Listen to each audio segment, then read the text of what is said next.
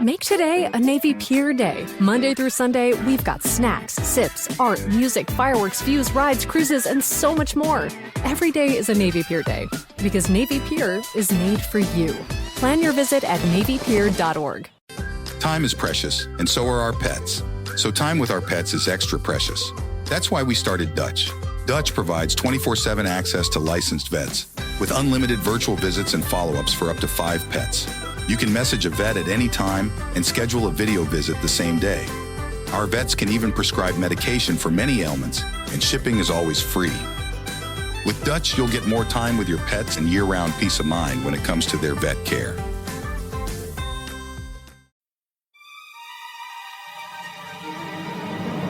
This is the craziest shit in the movie. This was the best part of my life. Not just I stood up and cheered when I saw her. My boyfriend came home and I turned this movie back on and skipped to that scene because he had to see it. It's not just the lipstick though. She's also got like her eyebrows drawn on. Okay, I figured out what that was because that was driving me crazy because it looks like her eyebrows are like going just down into her eyes. But it's not. It's that she put on eyeshadow, but also the eyeshadow extends up to her eyebrow. She looks like divine. It is amazing. I was so happy with this moment.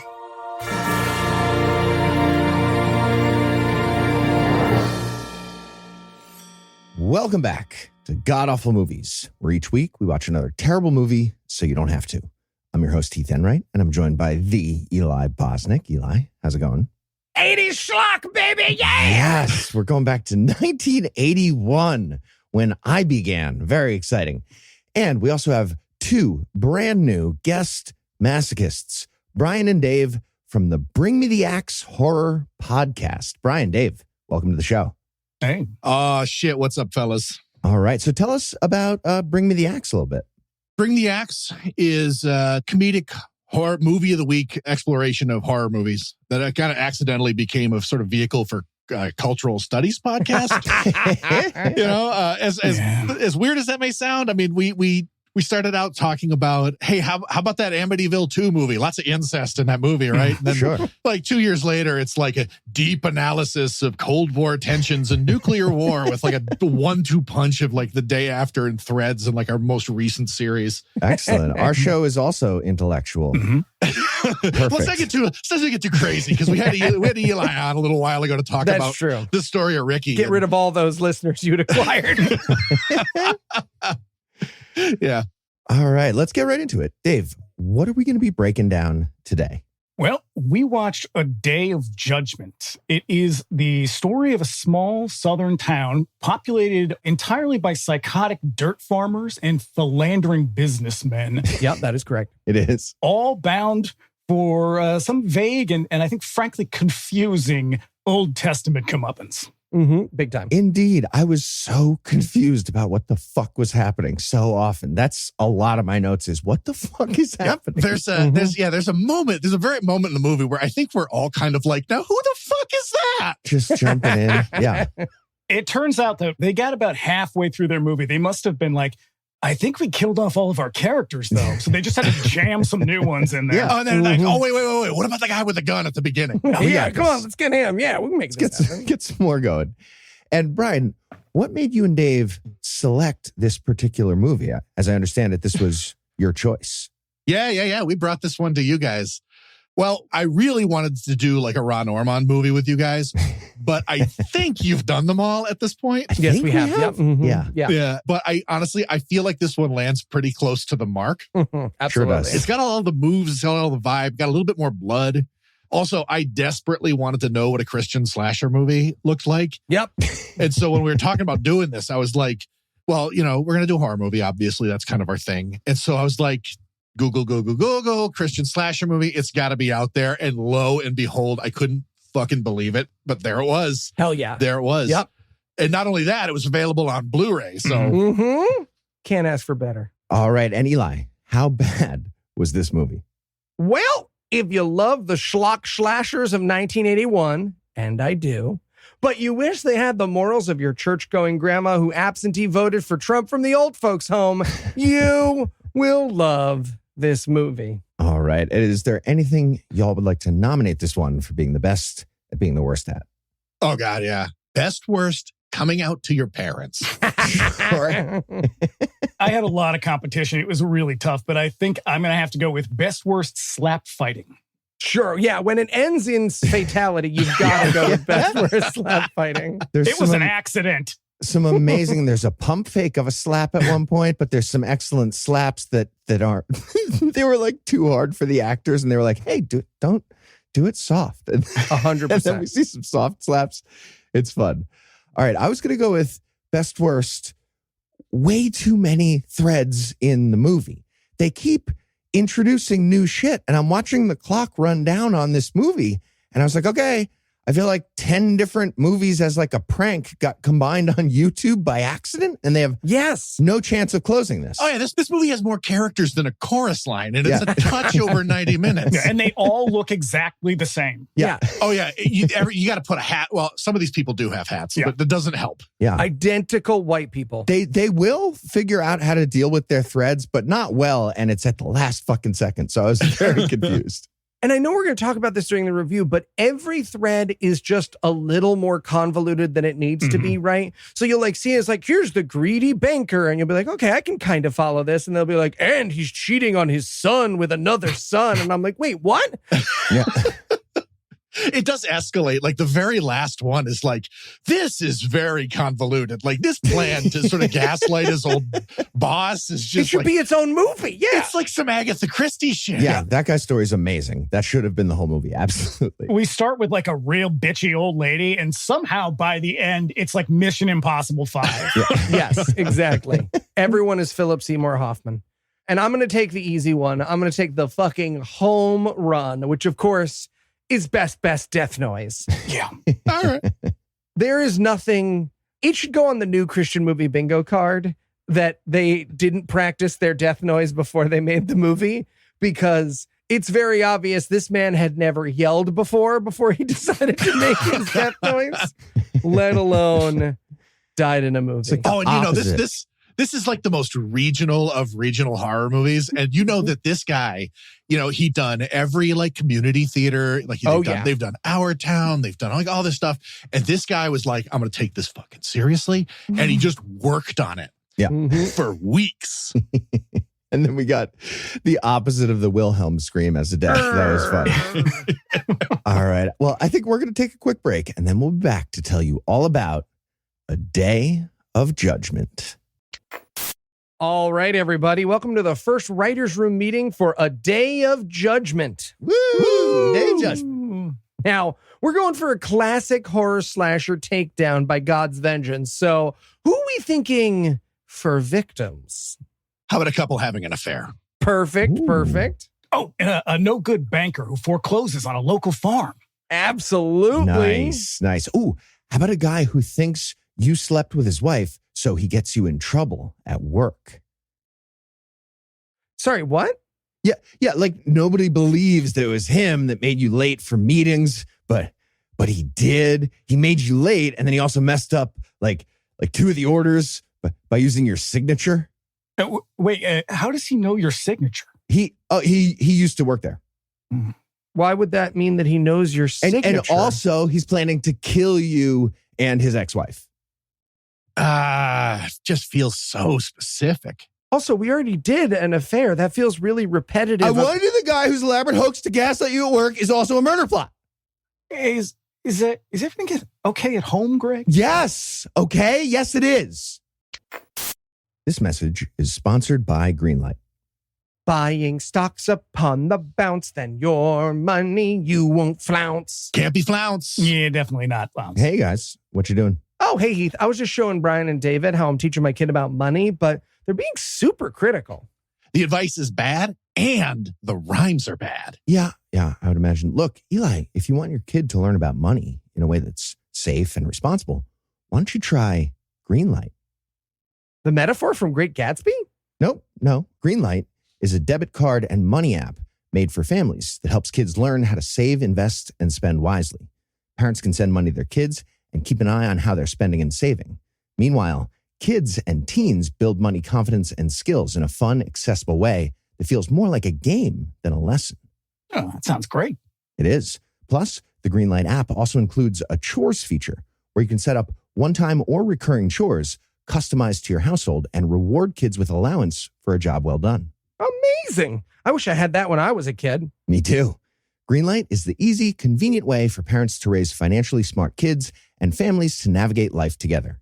Maybe that's why millions of parents trust and kids love learning about money on Greenlight, the #1 family finance and safety app. All right, Heath, I'm sold. Where do I sign up? Don't wait to teach your kids real-world money skills. Start your risk-free Greenlight trial today at greenlight.com/awful. That's greenlight.com/awful to get started. Greenlight.com/awful. All right, Heath, thanks. Hey, do you know any good words that rhyme with bounce? Bankruptcy. No, I'm pretty sure that doesn't work. And we're back. And we're going to start with some music from an 8-bit wandering minstrel, I think. Mm-hmm. Yeah, I had ominous Ren Fair. Yeah. Oh, yeah. No, this is pure Dungeons and Dragons music. You got to roll D20 plus your Constitution save bonus there to just make it through this whole movie. Yeah, no, I failed this save. I feel like someone, when they were planning this movie, they got to the music part. Someone was like, well, my brother knows how to play the banjo. Yeah, for sure. Sold. And I know we don't usually dwell on credits, but if you don't watch along with us, first of all, you should absolutely watch this along with us. It's free on YouTube. You can rent it on Prime. Like Brian said, you can get it on Blu-ray, which you should. You should own it and give it out for gifts at Christmas. But if anything told you how awesome a movie we are in for, it is these credits, because the names are like you're making up names and someone doesn't get the joke you're doing. So you start getting weirder and weird. We start at Carrie Ann and we end at Larry Sprinkle. Oh, yeah. There's also like Henry Bloodworth III. IRL Dixon. It's so long too. The credits and the music kept going, and it felt like a wandering minstrel customer service line had put me on hold, and I was waiting for the movie to start. We value your business. Please wait for your movie to start. Yeah, my favorite, and Brian already teased this, was Worth Keeter III, and I wrote in my notes, 3 generations were like, another Worth Keeter, guys. It's just a great name.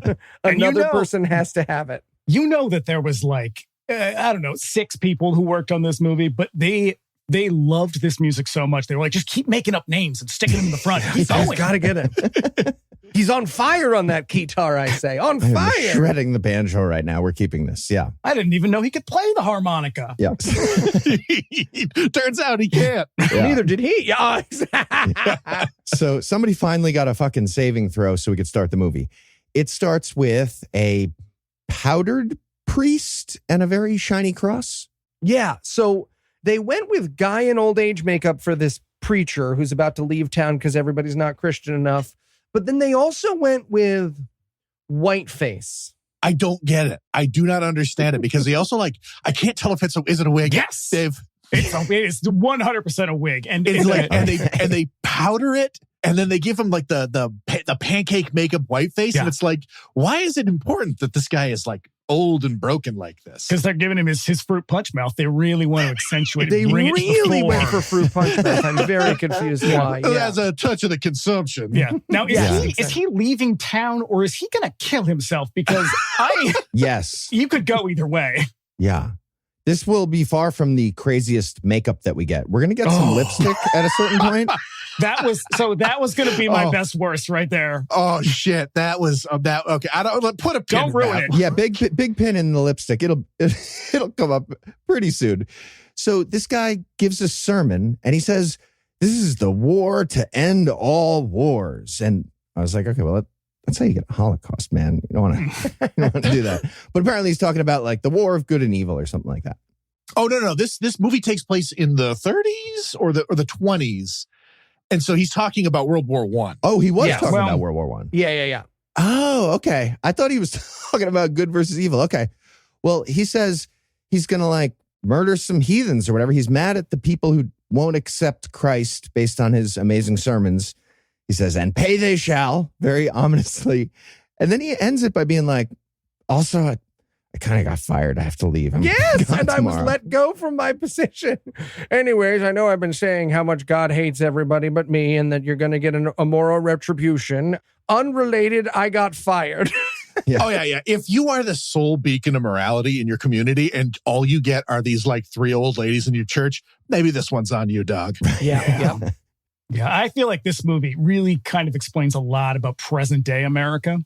Yeah, It exactly. does. Sadly, that is true. So from there, we cut to Reverend Cage, that's his name, riding a horse-drawn carriage, and he gets honked at by a car like he's an Amish person right now on the highway. Yeah. And the person honking at him is Charlie. We meet Charlie here, and Charlie has a lot of his own problems, including alcoholism. Pin and Charlie, everybody. We're going to visit him about 40 seconds before the end of the film. Charlie's also yelling at himself while he's driving. He's yelling at a newspaper that he's reading while he's driving. And we see that he has a gun ready for something on the passenger seat. So yeah, Pin and Charlie as well. Then we move over to Kaylor's store, and we see what appears to be Mrs. Peacock from Clue, the flapper. Mm-hmm. Yep. This is Mrs. Kaylor, Ruby Kaylor, and she doesn't want Harvey, her husband, to go on the business trip that he's about to take. Now, and I didn't realize Harvey owns the store. I didn't get that at first because when they cut to the store, it is literally the quote store set from like every 60s sitcom ever made. Yeah. Oh, yeah. It's a church rummage sale. Yeah. Right. We also meet Kenny here. He works at the store, and he's bad, so we watch him literally, flirt with a customer. Yeah. And yell at a little girl, too. Yeah, I guess in the 1980s, they thought what women wanted out of a shopping experience was sexual harassment. Oh, yeah. This guy's dialogue is all like cribbed from porno movies. Yes. But I don't think that they thought that's what they wanted, but that is definitely what women were going to get. Yes, exactly. Right. Yeah. Honestly, Kenny being in a porno that no one else is in makes a bunch of sense for his character. That would fit. Why isn't anyone getting their dicks out? And then we also see that Ruby and Kenny are adultery flirting together a bit at the end of the scene. 5 feet from her husband. Yeah. Yeah. Also, it's 1980s doing 1920s costumes, so she's trying to make up her mind between identical frocks. It's hilarious. Right. Literally just a difference of color. So from there, we cut over to Reverend Cage again, and he goes into the bank next to the Kaylor store to see a guy named Mr. Sharp, and Reverend Cage needs to pay back his loan. Now, may I expose myself slightly as a villain, perhaps, on this week's podcast? Because I understand the movie wants me to hate Mr. Sharp, but every scene that Mr. Sharp is in, a character who he is supposed to be victimizing goes, "Hey, Mr. Guy who works at a bank, I can't give you the money that I borrowed. Give me free money." And he goes, "No." And we're supposed to be like, "You fat piece of shit." You capitalist pig, Eli. Yes. Wow. Yeah. Why is it just movie banks that when they do the normal course of business, we're supposed to be like, what a real suck shit? Eli, you tasting a little leather in your mouth right now? I in the did. This is what I'm jackfruit? talking about. I will say, though, there is some strange rules to this bank because at a certain point, a lady is going to come in and be like, "I just need my money, sir." And the bank manager comes over and she backs up like he's about to slap her in the face. And it's like, why can you put money into this bank and not take it out? It's Yeah. confusing. He's like banking with Orson Welles in this scene too. Like he's a fake guy. And Reverend Cage sits down, and the two of them are like, well, usury is illegal. And the other guy's like, "What can mammon do for you, Reverend?" Right. It's just like Rome references back and forth. It's like, guys, like lay it off just a little bit, like 20%. Oh, it's that beautiful kind of bad writing that we really only see with like Donald James Parker, where he's written a bunch of clever comebacks to himself at his typewriter. So both characters are saying nothing. Right. They're all conversations he's had in his head. Yes, it's shower fights the dialogue. And it goes For sure. on forever. It just gets so tedious to the point where at a certain point, the banker gets up and I wrote, "Now, if you'll excuse me, Reverend, this witty banter is getting incredibly tedious." Yeah. But I will admit, you are winning this argument against me. That is for sure. And also, you're incredibly handsome. Yeah. Right. So Reverend Cage, he wants another extension on the loan. Sharp wants to bump the VIG. We hear, that usury is illegal in the Bible.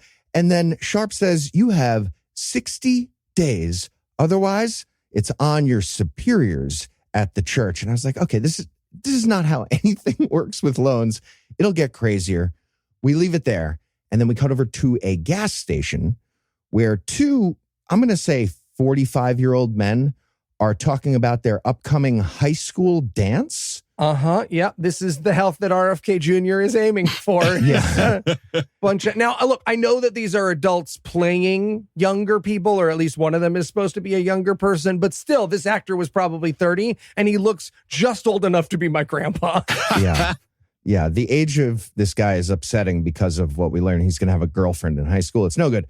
We also see Reverend Cage ride up to the gas station here like he's going to fill up the horse. I don't know what was happening there. He has a moment where the young man sort of gestures with him at the hose, and he's like, no, don't fill up my horse's ass with gas again. That was a whole thing. And we keep, in the lead up to this scene, like once we kind of like, we could fade in on this scene, and it's George and some guy, and they're like, hey, Georgie, who you bringing to the dance? You bringing Missy? And he gets like super touchy at the mention of this girl, Missy. And then the Reverend comes up and he's like, hey, I need to talk to your parents. And he's like, is this about me and Missy? And he gets like, what is the fucking story with Missy? Wait a second. They're supposed to be in high school? I couldn't tell. It seemed like it based on this dance, or maybe there's like an adult homecoming dance. Yeah, like maybe it's like, I don't know. I do not buy for a second that either of these people are in school in any capacity. Maybe it's like one of those, like an old timey, like community dance, like a barn dance for like grown-ups, in My Bloody Valentine, where they're having like the big town Valentine's Day dance. Okay, yeah, maybe that would make me feel better. It's all they've got. Yeah. So we meet George's mom here too. They own this gas station and their house is like there too. That's their house and the station, I guess. George's mom walks outside and starts talking to him. And we also see 3 old church ladies who were in the church at the very beginning, the cold open with Reverend Cage. And they just like walk up. They're wearing all black and nobody acknowledges them at all. Oh, no. For the whole film. Right. No, this is like, they're like the Witches 3, bubble, toil and trouble. It's like Shakespeare is what I'm saying. Yeah, that's absolutely. Yeah, no, well written, withdrawn. Okay, here's the thing. These ladies are so conspicuously in the back of every scene that I thought at the end of the movie, they were going to be revealed to be the killer. No, they're just lonely. Awesome. Lonely old ladies. Right? If the old ladies had been doing the killing all around town, I was like, oh, that's a clever call. But no, it's just like these 3 old ladies agreed to sit in the church scene. And then they were like, we'd also like to watch the rest of the movie. And they were like, from where? And they were like, center of a frame. I'm telling you, whoever wrote this, like they think they're Faulkner and Steinbeck and Shakespeare all at the same time. Cause like they're going to appear like as these sort of like, I don't know, these are witnesses or something like that who just drift through all of the sort of sinful scenes to witness it. Yeah. Then they vanish and we don't see them until the end again. Yeah. This is also where we start getting some incredibly cryptic half sentences. Like everyone's like, did you go to the and someone's like, I don't believe, how could you ask me? You know what happened last time. And it goes on and on. I'm like, what the fuck are these people talking about? Doesn't matter in the end. We don't learn. They don't answer it later. They're setting up nothing. Yeah. Yeah. So we also go inside the house for a second, and it's just to characterize the dynamic between George and his parents who are like riding him all the time. So the entire scene is just the parents saying something and George being like, "Oh, I'm 40. Fuck you." Yeah. Did you order the tires? Yeah. Stuff like that. Exactly. And then from there, we're going to meet Mrs. Fitch. This is an old lady in her house and she's reading. And then she hears something or senses something and she looks out the window and local kids are playing just a game of monkey in the middle in a field next to her yard. And she's mad about that.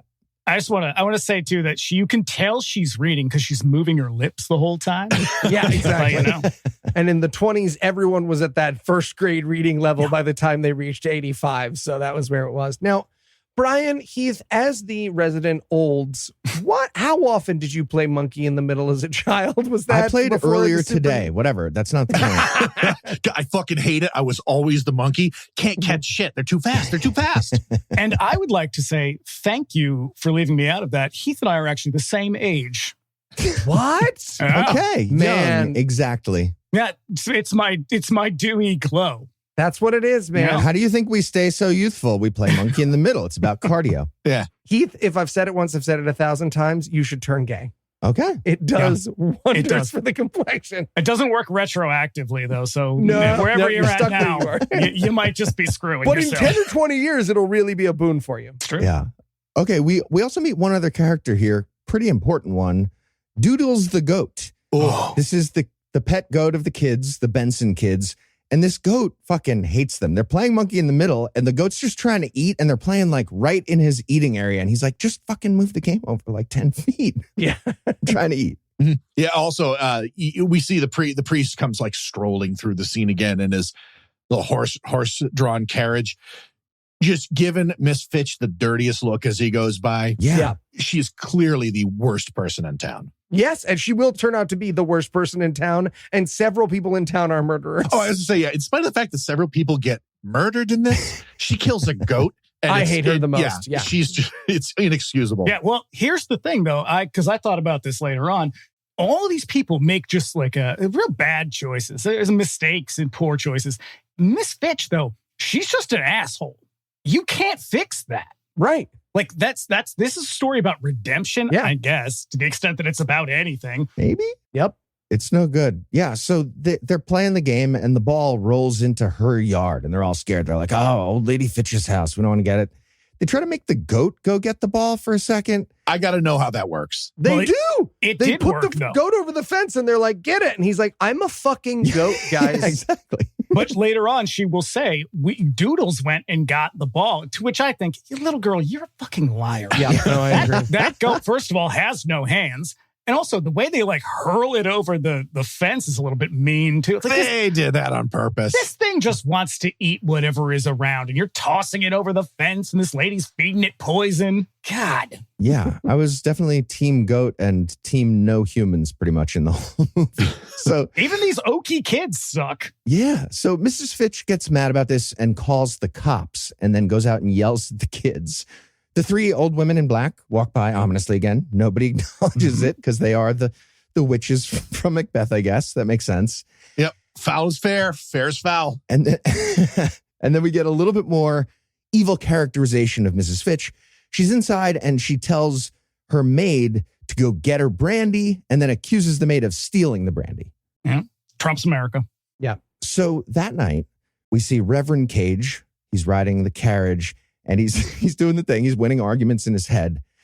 And we see a full moon for a second, and then we see a very silly Grim Reaper. Yes.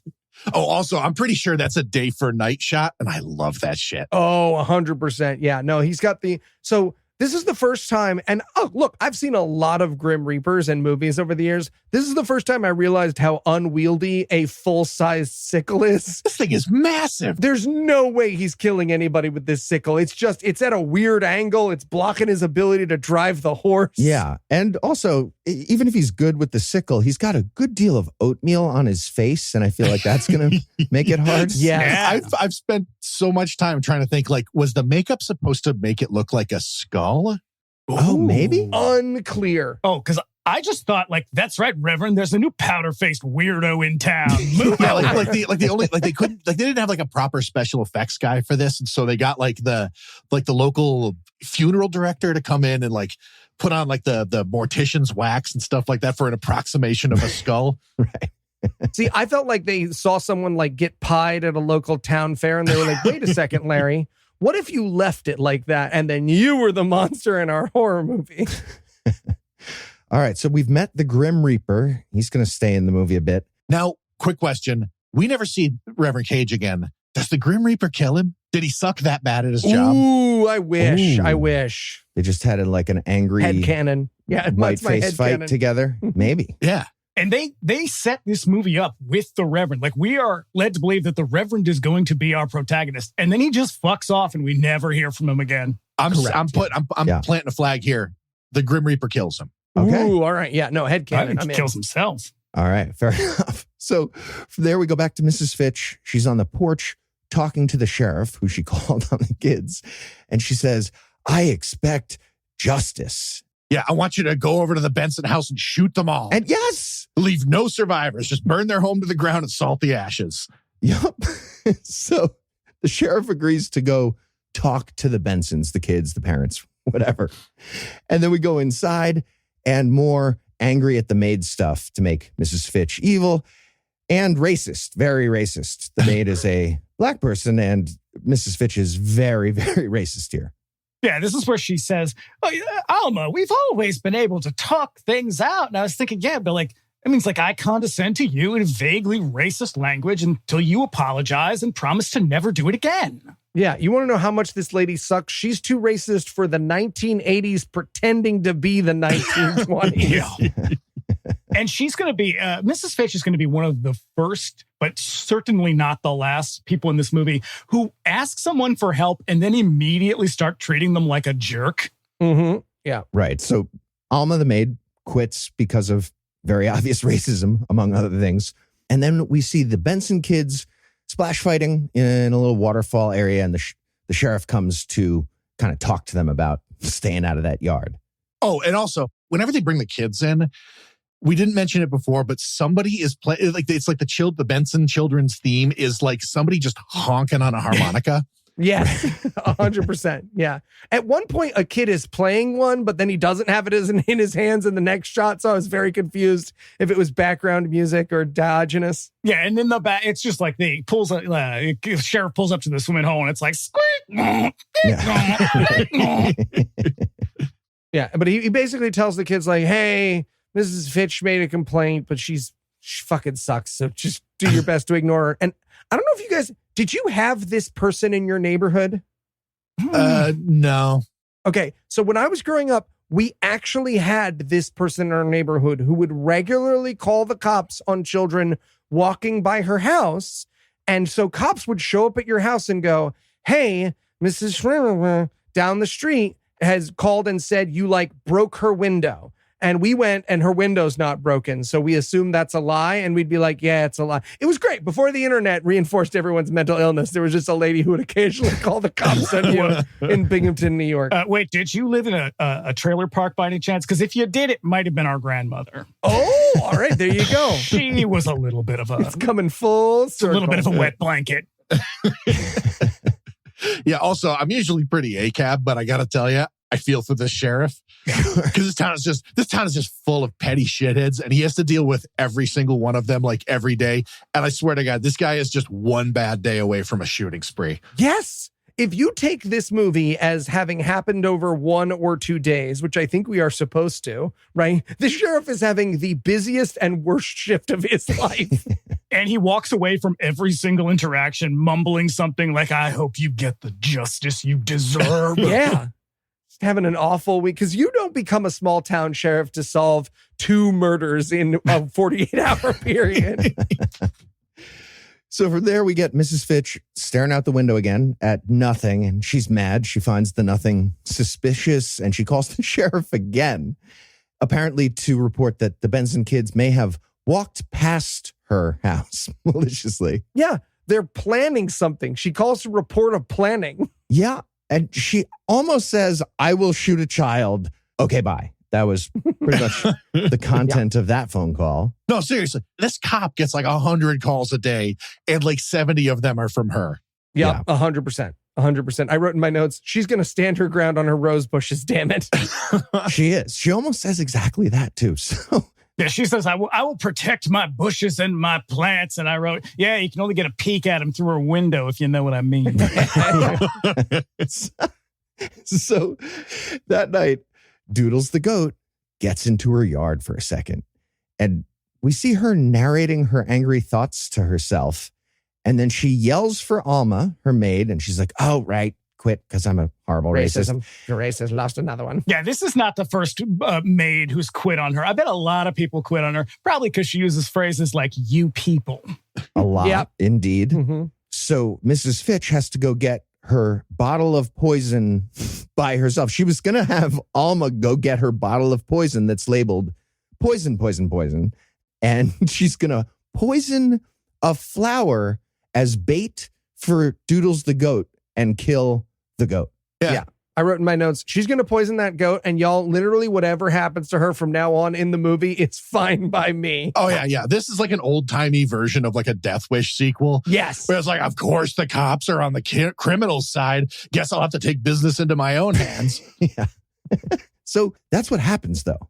This goat gets murdered with poison, and we watch a goat die of poison, or at least act that out. Yep. There is okay. First of all, let's talk about this goat's performance because it's fantastic. I thought right? it was pretty good. Yeah, because they do 3 separate shots. They want to do sick goat, where the goat is just being told to hold still. Then they do dead goat, where the goat is very clearly doing lie down / roll over. Pretty good job. Yeah, they spent the entire budget on a trained goat, basically. Yeah, exactly. I'm guessing this movie happened because they knew a trained goat. They were like, guys, hear me out. Yeah, somebody played the banjo. Somebody had a goat that was very well trained. What else do you need? The rest was sweet, sweet movie magic. Mm-hmm. All came together. So later that night, Mrs. Fitch hears some noises again, and the Benson kids are very justifiably throwing rocks at the house and yelling like, you murdered our goat, very clearly. Yeah, honestly, if these kids are just here to murder her, that would be the best start to the movie I could ask for. They're all going to stone her to death. Yeah, something like that. She runs out and yells at them, and then the sheriff shows up, and the kids narc about the goat murder, which is fair.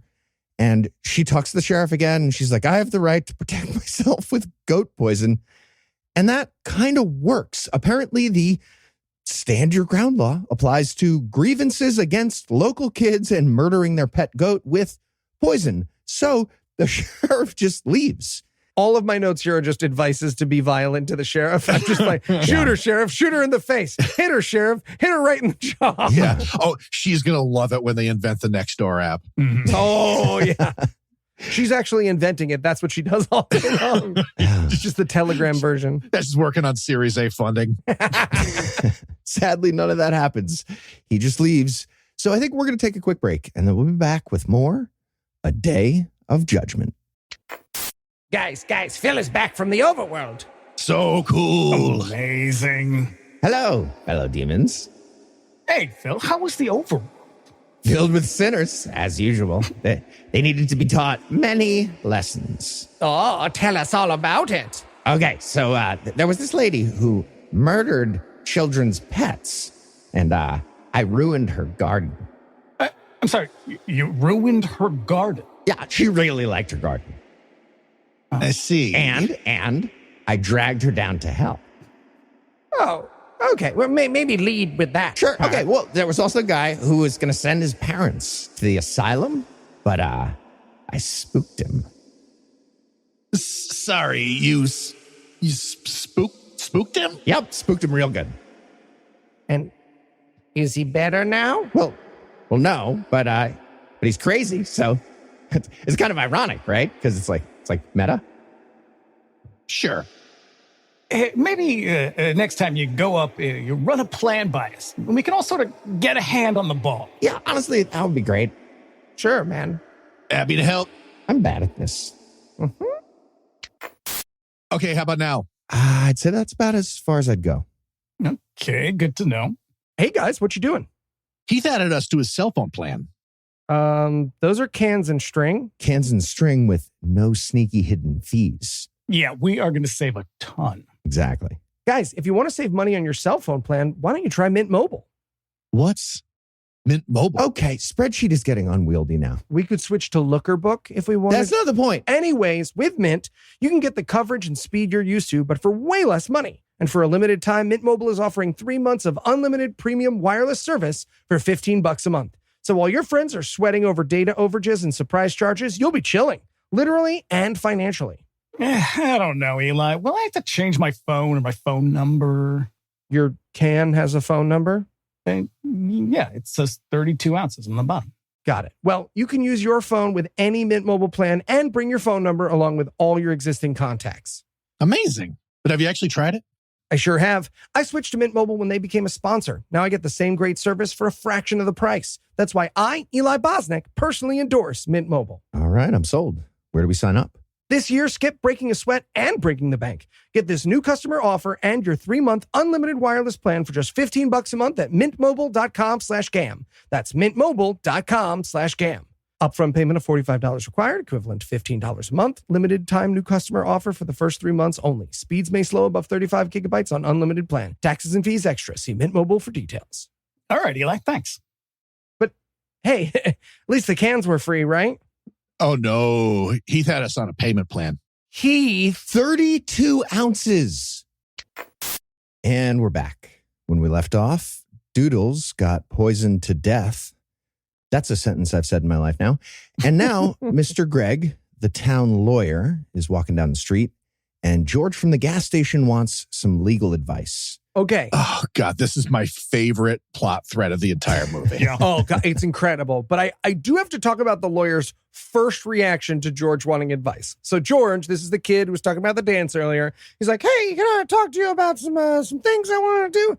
His first answer is Missy giving you legal trouble? I wrote, for what, dude? Yikes, 1980s. Is this about you dating a child and you're 40? Let's take a walk and talk about it. Oh, I know. They are setting Missy up to be this just like final boss menace.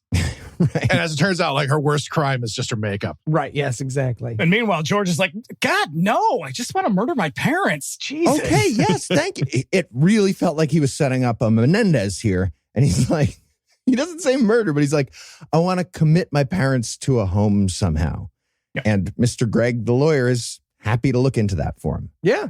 Mr. Greg should have been wearing like a red suit with a cape and like horns. Like Yes. his character is, I'm surprised he doesn't get killed in this movie. No, there are no Right. consequences for the lawyer who, upon hearing I would like to trick my parents into an old age home out of all their worldly goods, is like, okay, well, there's a couple of ways we could go about it. And every time that he does it, he has these like very, very sort of like these gestures with a flourish that is like, okay, that is clearly infernal shit he's doing there. He all but says to them, like, well, have you thought about killing them? Yeah. Yeah. And he will do that lawyering work for George. Then we see George just being whistly and happy for a second to show that, like, oh, he's got a plan. He's going to commit his parents to a home. Cool. Yeah, his parents are like, oh, you seem a lot more cheerful today. And he's like, yep, nothing Normal. nefarious. Did you just say normal? I did. Mhm. I did. Okay, bye. Love you, mommy. Also, hey, I know the three of you are guys, so I'm going to have you sort of bring me in here. Do you guys get lawyers in places that aren't your parents know that lawyer? What? Is that enough? Okay, so I'll explain. Guys in our audience and here on the podcast, take a knee. All right, See, all the right, bring it Jews, in. we hand down lawyers like family heirlooms. You're introduced to him at your bar mitzvah and he does all your legal work until he dies. And then usually his son is the next in line. So just to be clear, I was very confused with this stranger danger lawyering I was seeing going in this movie. Okay. It's got to be tricky, though, because if your parents hand you down the lawyer, you got to wait for the son lawyer before you do the thing where you Before kill you do your the parents or switcheroo. Yeah, exactly. commit I them to assume a you do home. it for each other, right? You help him steal his dad's stuff. It's a generational thing. Okay. Yeah. What's great about George's plan is that he's like, well, you could send him to the poor farm, and George is like, I don't want to send him to the poor farm. Don't you have some terrible insane asylum we could put them in? And the guy is like, no, you don't want that. That's some real nightmare shit. And he's like, I mean, yeah, but I don't want to be at a poor farm. You know what? Just put him in the asylum. Yeah. That will be the plan. But before we get the official plan from Mr. Greg the lawyer, we get to see Missy show up with insane Joker lipstick. Let's pull that pin right out. Listen, This is the craziest shit in the movie. this was the best part of my life. Not just I stood up and cheered when I saw her. My boyfriend came home and I turned this movie back on and skipped to that scene because he had to see it. It's so honey. crazy with the lipstick. And the movie will pretend it's not there as if it's the three old women in black. It's not just the lipstick, though. She's also got like her eyebrows drawn on. Okay, I Yes. figured out what that was because that was driving me crazy because it looks like her eyebrows are like going just down into her eyes, but it's not. It's that she put on eyeshadow, but also the eyeshadow extends up to her eyebrow. She looks like divine with this. Yeah. And she has this Cupid's bow lipstick. It looks like she had the makeup gun set to whore. It is Yes. amazing. I was so happy with this moment. You ever see those like old ads for women's pads that are just like the silhouette of a woman? That's what she's done to her own face. We were talking about the eyebrows earlier, but have you ever seen someone who has like shaved off their eyebrows and then drawn them on and done a terrible job at it? That's what she's done to her lips. Like if you told me this actress was born without lips and this was her first appearance on camera, I would kind of understand the makeup choice. Oh my God. And they have this like explosive argument. Like clearly he's taken advantage of her in the past. And he says something like, I'm just trying to give it to you straight, Missy. And she says something like, you don't know what straight is, George Clay. And I got to tell you what, they call this foreshadowing. Well, yeah, because then she starts throwing out all these things like, when the lightning hit the tree in the forest, and we were in the barn in the hayloft, and it was like, hey, Missy, everybody knows that hand stuff in the lake doesn't count, okay? Yes. Okay, I'm so glad you said that, Dave, because I literally wrote in my notes, everybody knows fucking doesn't count after a tree gets hit by lightning. All right, this town is so clearly lost. Like they're just talking about outright satanic witchcraft. Oh, yeah. Yeah. And she says because of that, she had to go all the way to the city. 1980 Schmortion reference much? Oh, yeah, that's probably what that was. Oh, yeah, because then he's like, well, we all know it's the girl's fault. And again, what did I say about how this movie explains a lot about where we are now? He says, the girl's the one who makes the choice. And I wrote, how progressive of you. Cool. Yeah, so Mr. Greg, the lawyer, shows up after like 8 minutes. He's drawn up all the paperwork that you need to lock up your parents. He just needs to get the power of attorney. George needs to get his parents to sign the power of attorney thing. And if it's a legal signature, that's official because signatures are magical in movies. Yeah, especially power of attorney, too. That is a single form. Now, to be fair, it is a large form, but once you sign the bottom of it, all the power of attorney goes to another person. That's all you it can takes. do literally anything. Yeah, now we know that this movie was written by Britney Spears' dad. Yeah, so from there we see George and his parents, and he's going to trick them into signing. Yeah. If I can take everyone sort of behind the curtain here slightly, because there's this, it's so ridiculous. He hands them like 2 checks and then the power of attorney form, and they both fall for it instantaneously. And while I was watching this movie, I was in Connecticut visiting my mom, who every time we picked up takeout food would check the receipt that I handed her. So I was like, yeah, I don't think this would work for me. I don't know what to tell you. But Dad actually, he signs it, but he's a little bit suspicious all of a sudden because George just grabs the paper way too fast after the signature. Yeah, exactly. He screams, freedom! Yeah, he's like, I trapped you. I'm selling this shithole and blowing town so I can dance at the Pink Pony Club. Also, maybe I just didn't notice it. Maybe the lighting was weird or the makeup was weird in this scene, but both. Did his cheekbone pop out of place because of his evil dude? Oh, no. It's a weird, he's got like every time we see him, because it's like a service station, he's got like a smudge of grease on his face. And in this one, it's just like in a weird spot on his cheek. Oh, okay. For some reason, because of the lighting, I thought that like he had lost a cheekbone in the war or something. Also, this is some of the best music in the entire movie because it's banjo, but it's like bum, bum, bum, bum, bum. Yeah, nefarious banjo is definitely the cue here. Also, when he says that he's leaving for New York, this is when Dad says, "You're going to be a Broadway boy." Oh yeah, this is my best. This is my best worst here. I wrote my notes, Eli, this is rough. My note just says you can just say gay. It's fine. Broadway boy is quite the epithet. Yeah.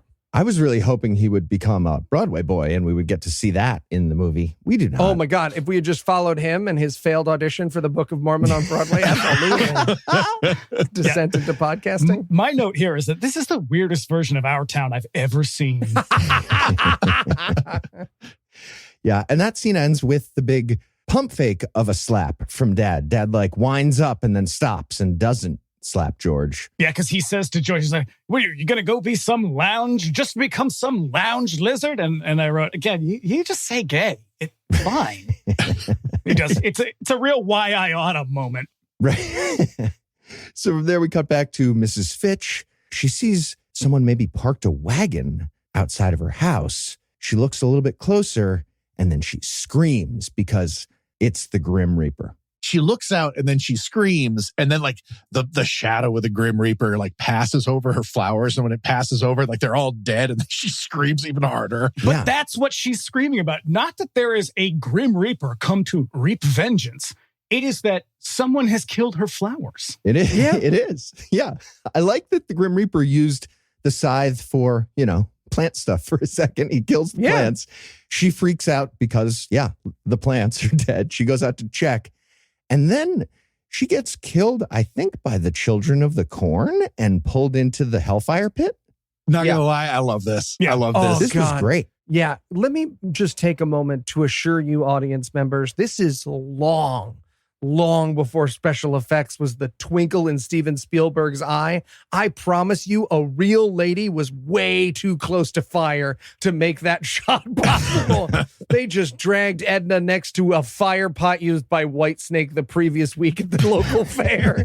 And I will say, from here on out, I've never been to one of those like church hell houses, but I imagine that is the rest of this movie is like that. Like, oh, that's what I love is I kept thinking about this is like this movie definitely has that vibe where, you go to the church hell house instead of like the cool haunted house over, across town. And you get like led room to room by the devil. And then like the end, he's like, you thought you would smoke some marijuana at the party, but now you're in a gang and have AIDS. Yeah. He pulls up a chair, flips it around the other way. Yeah. Let's rap about Christ. I gotta rap about it. Yeah. Everything that happens from here on out, it's just like people like, I mean, I wouldn't do this stuff, but I don't think I would hack someone's head off for doing it or drag them to hell.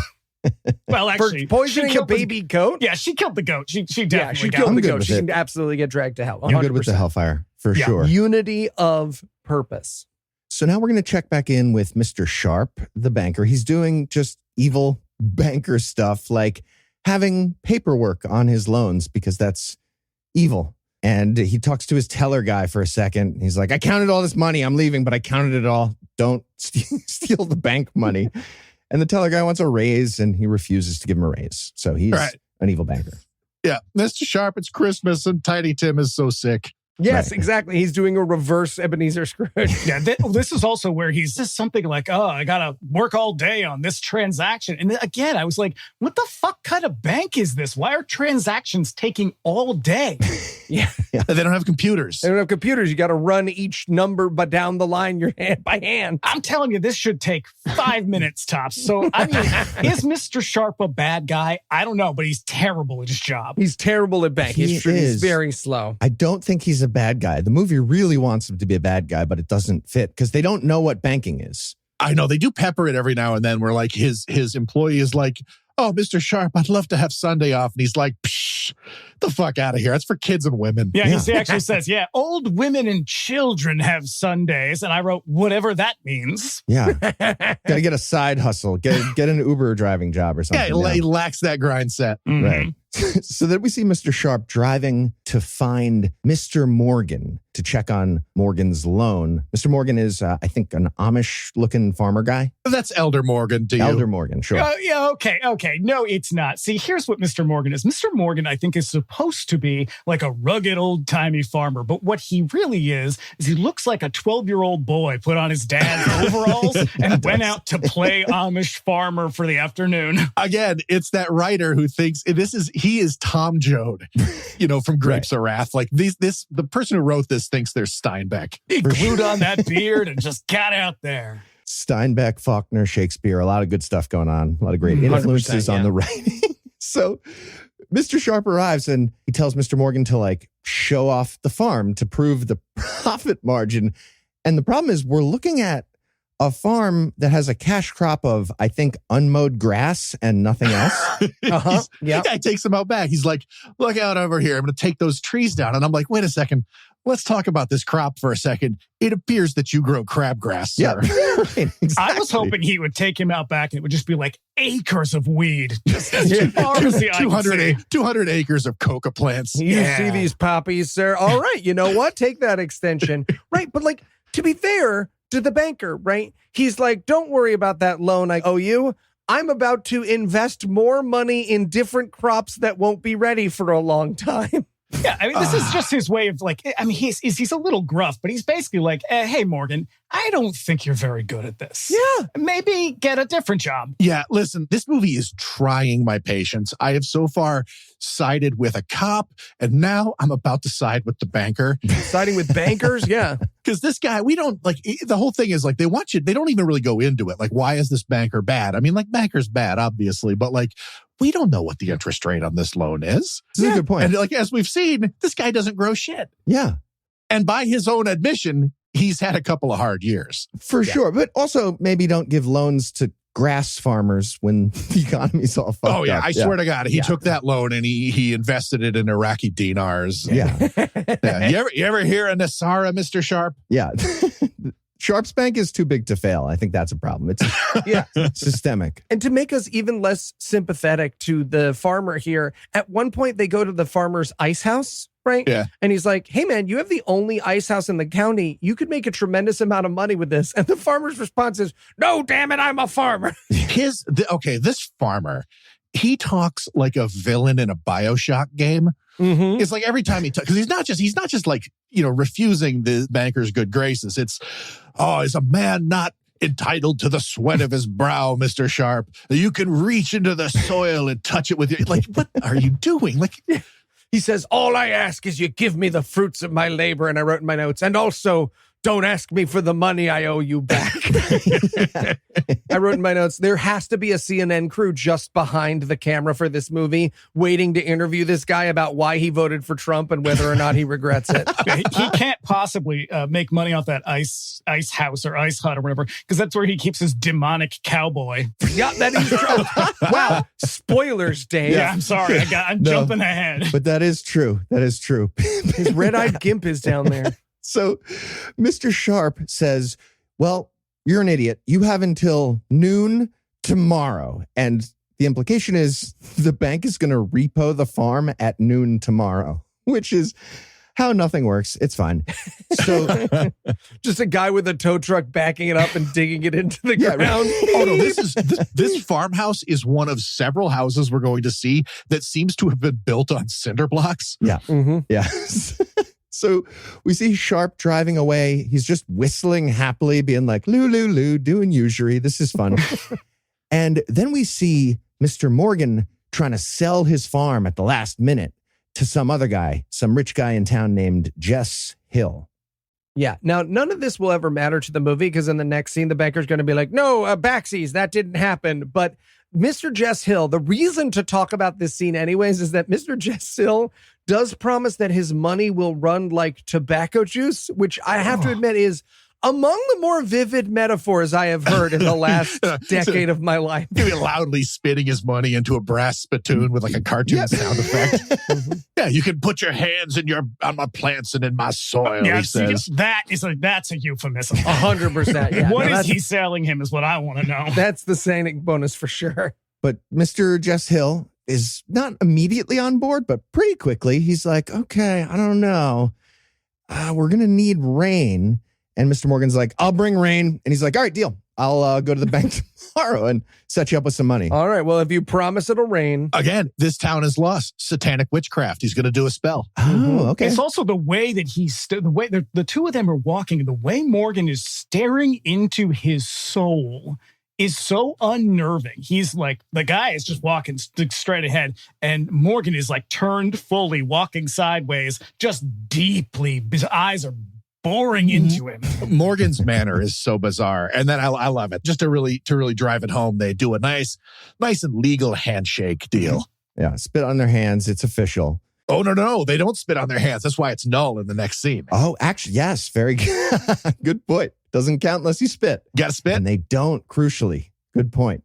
So the next day, Morgan shows up at the bank demanding the money that allegedly Jess Hill left for him. But Mr. Sharp is like, yeah, there's no money for you. We denied the loan for Mr. Hill. Okay, so to be clear, he wasn't selling his farm to a guy who had the money. He was selling his farm to a guy who was going to take out a loan and then turn around and give him the money to pay his loan that he has already been unable to pay back. Obviously, somebody was like, hey, wait a second. Like, you guys realize that this is how like loans work, right? Like, he's got to pay the money back. And they're like, shit. So I guess we got to make Sharp a real bad guy here. That's what they kind of flesh him out a little bit. Because up to this point, he's just a banker doing his job. I mean, he's kind of a jerk about it, but like, yeah, he's a dick, but like, is there any way I could just set up like a Kickstarter? People can Venmo me money like the national debt. Is that how money works? Yeah. you just got to go on a fucking Jubilee and just say some racist stuff and then fundraise off it. Exactly. Yeah. Right. So Mr. Sharp announces that he denied the loan to Mr. Hill. So now Mr. Morgan doesn't have the money from that other loan for his farm. Whatever. Mr. Morgan gets mad and yells, "You're a thief," which is not true. And he tries to strangle Mr. Sharp, but he doesn't do it very well because maybe he tried it in a different take and he strangled him too hard. So now he's like soft strangling Mr. Sharp. Oh, see, I think the problem is that Mr. Morgan, the farmer, the actor, is a little small, and Mr. Sharp, the banker, is a little big. And we watch both actors realize my hands don't fit around the thing you call a neck. Either that or Morgan went at him and then just like bounced off of him. Yes, exactly. So it's just a gentle hug, but then Mr. Sharp pulls a gun. Yeah, it looks like a massage. It's like, I'm going to strangle you, but let's do a little Alexander technique first. A lot of let's tension. Just, A lot of tension. Align. And he grabs the gun and points the gun at Morgan, but he just kind of reaches over, implying that the gun was just kind of laying on the counter. Like it wasn't his gun. It was just sitting there. You know, before COVID, where you could just go to the bank and take free pens, in 1920s, you could just take free guns out of that container. When America was fantastic. Yes, exactly. So from there, we see Mr. Sharp driving with the sheriff to go to the new farm that he's repoed in 12 hours because he owns it now. Mm-hmm. And the sheriff is supposed to be helping him evict Mr. Morgan, I guess. Worst job in town. The sheriff has got the worst job in town. 100%, yeah. Yeah. They call for Mr. Morgan to come out of the farmhouse, and Morgan's mad, so he's got a gun. He doesn't walk outside and like point the gun angrily. He smashes his own window out from the inside and points the gun that way. He's got a gun and a flair for the dramatic. Yeah. I wanted him to get a yes right away and have him be like, fuck. Right. Window's going to be expensive. Should have yelled through the door. He also, at one point, he's doing this like, man deserves the rights of his blah, blah, blah, blah, blah. He sounds like someone about to be arrested on TikTok, right? I'm just watching cops drag them out of an airport. I'm traveling, sir. I'm traveling. I'm not conducting traveling, business. exactly. I'm a Fremen on the land. You can't tell me not to. I'm lowercase or uppercase or whatever. He also just starts yelling non sequiturs, much like somebody being arrested on cops. He says, like, my wife died of the influenza. You can't have my farm. Exactly what I was about to say. His first point is that his wife died of influenza. Yeah, her body is out there in that old ice house. That's why he doesn't want anybody going in it. Yeah. Camera pans over to influenza in a camera hat that turns out to be a deputy sheriff, just does a big shrug at him. And then it gets pretty dark and sad here. Morgan fires at them angrily. The sheriff keeps calmly talking. They don't get hit. And he's just like, come on, man, get out. Morgan yells he's not leaving. And then Morgan backs away from the window and kills himself. Bud Dwyer, baby! Yeah. Last words were, who is John Galt? And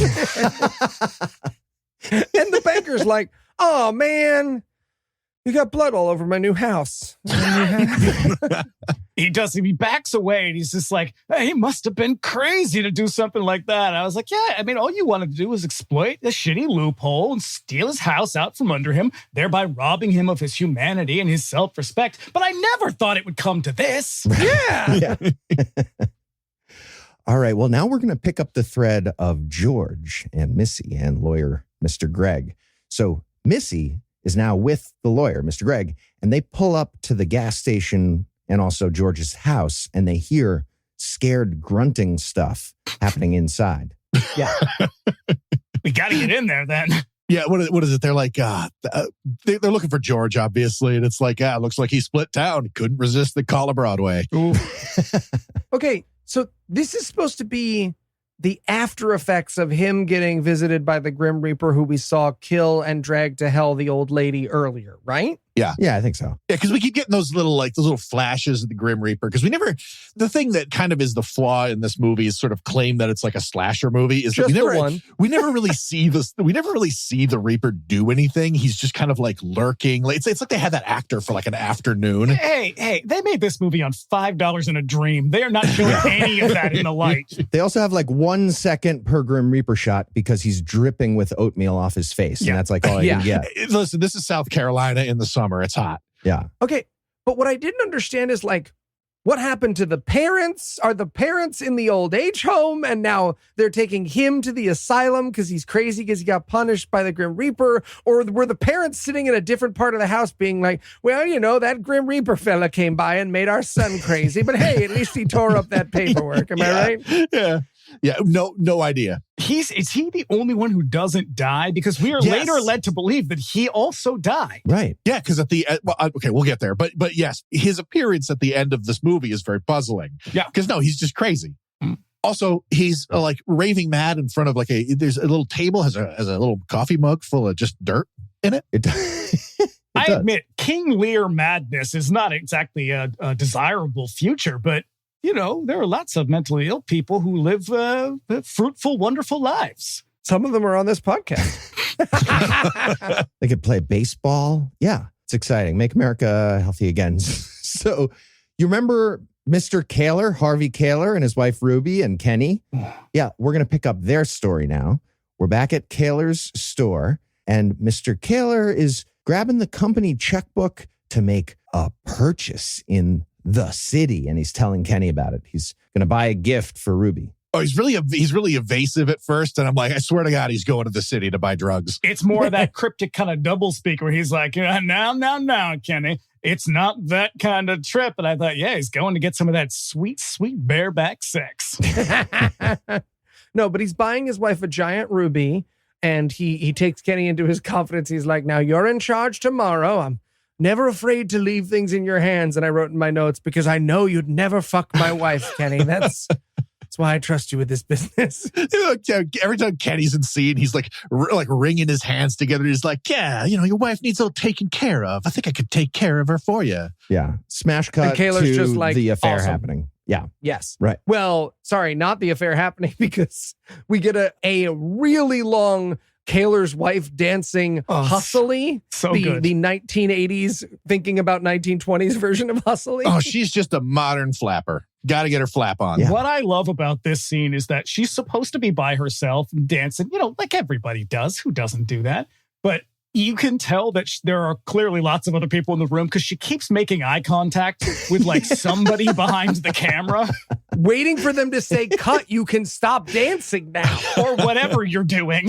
Yeah. When people ask me, by the way, what Heath does in the house he lives in without his wife, this is what I picture. I picture him in a flapper outfit. I get it. I sometimes dance by myself. That's actually the only time I ever dance is by myself. 22 skidoo. I also play monkey in the middle by myself sometimes. You don't know. I have a very full life. So much room for activity. Anyway, we're getting off track. Kenny shows up at the house here and taps on the window. Mrs. Kaylor, Ruby, turns off the record player. And at this moment, a Foley clarinet player takes over from the music that was on the record player. Oh yeah, this is like old timey stuff. So you don't get that smooth jazz funk porno music set up. You get Dixieland. Yeah, right.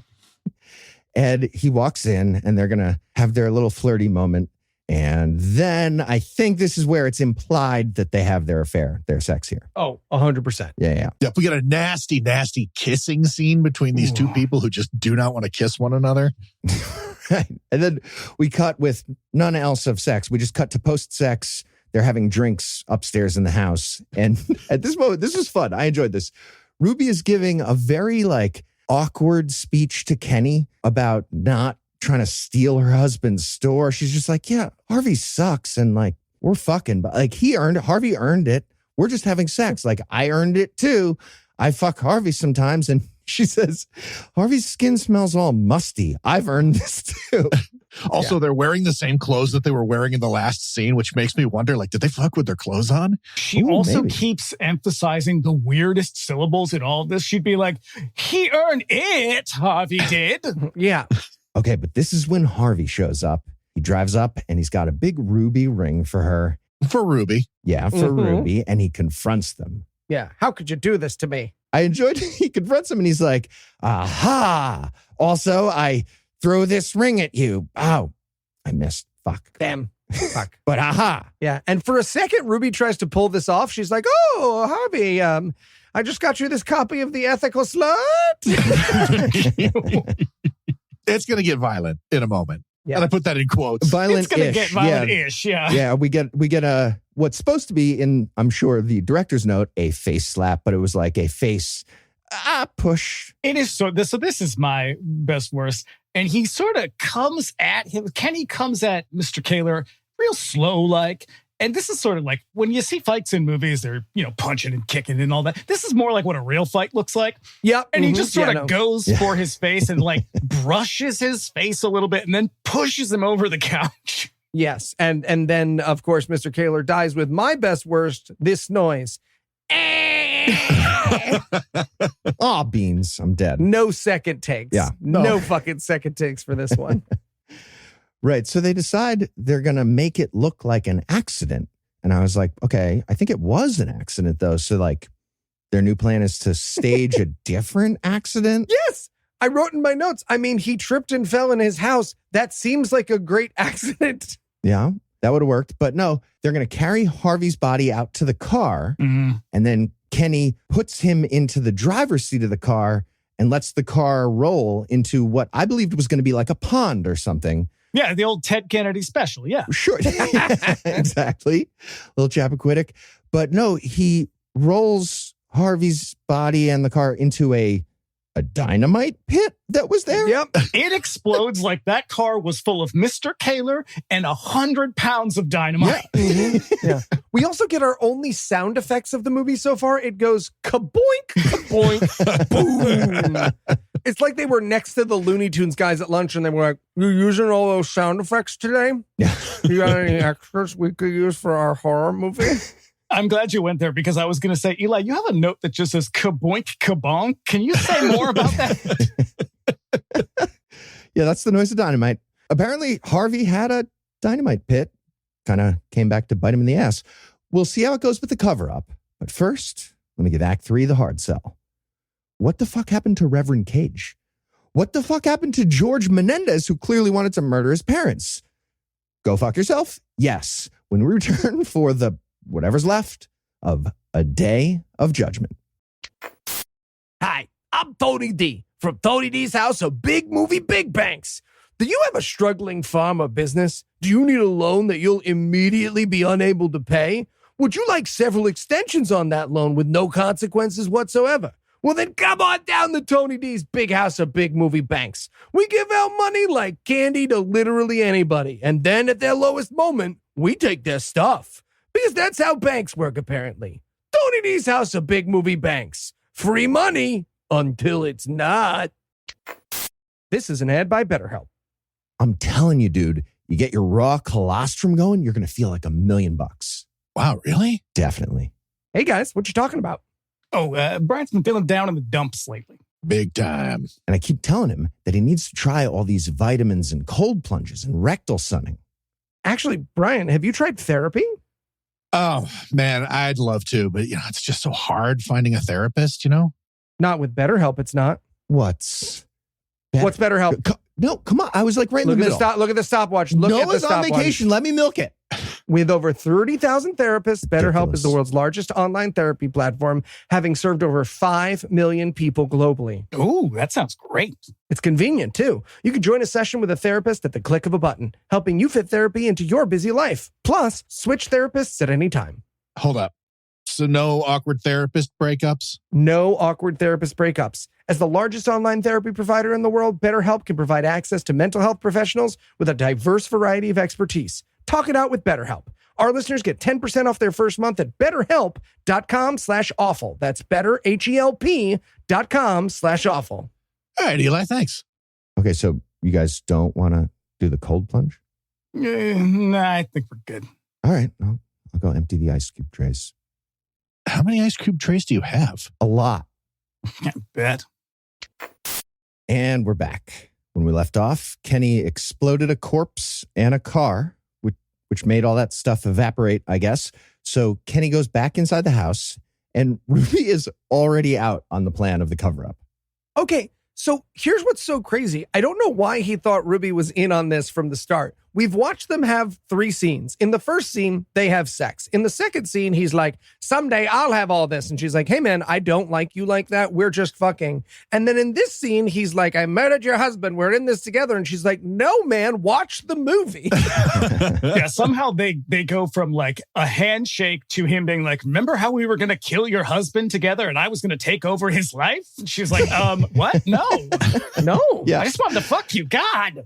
And this is where Kenny tries to flirt some more. He tries to have a little, post-manslaughter sex. And she's like, no. I think you... No, Yeah, like, Kenny, you are literally holding my dead husband right now.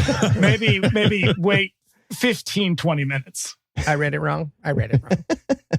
So now we cut over to Mr. Sharp, and he went back to the new farmhouse that he owns that has suicide blood everywhere to just hang out and check out his farm. I wanted him to just have a big bucket and a mop. Well, better sooner than later before it soaks into the floorboards.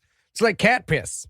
Yeah, once it gets into the wood, you're never getting it out. You're never getting it out. That's what I've always said about cat piss and suicide blood. So he's he's excited about making money on this ice house. So he checks out the ice house, but then the Grim Reaper shows up.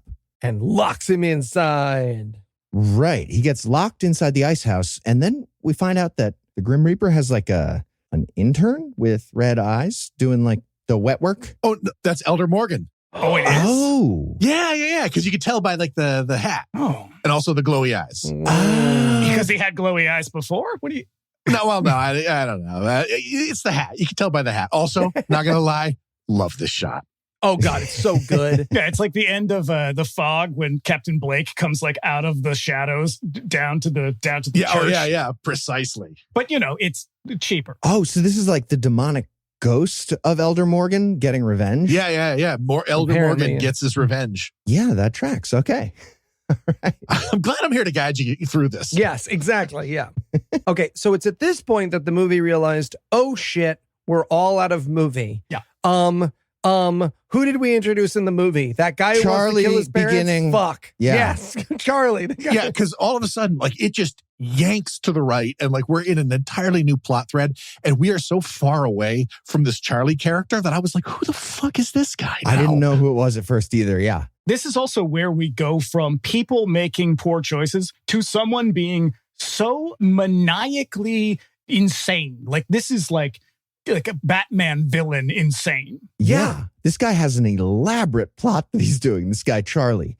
He hates the guy he was staring at in the newspaper. That guy's name is Sid Martin. We're going to learn that Sid is the president of the company that fired Charlie. So he has a grudge. And Sid Martin might be trying to steal Charlie's wife, Grace. Okay. I do have to talk about one moment from this because he's expositing all of this to us when the scene opens. And this was almost my best worst. I went with the death noise, but this was almost my best worst because he does a little space work here where he gives the newspaper of Mr. Sid a drink where he like takes the bottle and pushes it into the newspaper that's in his hand. He's like, he like points his gun at the picture. Yeah, he's like, does he take a picture of his wife and like put it up to the Yeah, he's like picture making of him Sid? kiss. And he's like, now kiss. little kids Barbie doll kiss. Oh, it's it so could weird. not be silly. It's obvious this actor did not plan any of his space work, and he was like, "What if I make a pictures kiss and then give the Ryan Gosling on the TV his series?" No, okay. Next scene. Grace, Sid, Grace. They're not kissing. But he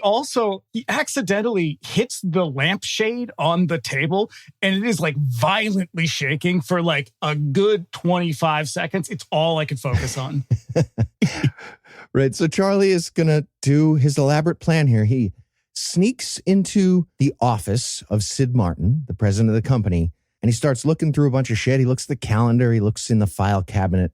I thought he was doing like corporate espionage or something. It was pretty confusing, especially because he starts typing a letter here too. Oh, yeah. I mean, talk about confusing. I was like, is Sid the lawyer guy from before? Like, who are all of these people all of a sudden? Yes. Why would we assume that there are totally new characters involved in a totally new like crime drama?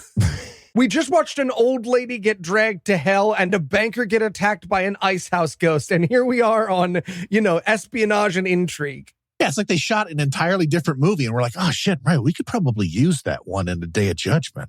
Yes, that's what I think happened. I think they thought this was going to be a crime thriller and they were like, shit, we actually only shot 20 minutes of that Charlie Goes Bonkers movie. Hey, do you want it for the end of your 50-minute long? Can we do 9 other things? Maybe kill a goat? Great. Yeah, let's do it. So he types a letter in the dark in this little office that's going to be part of the elaborate plan.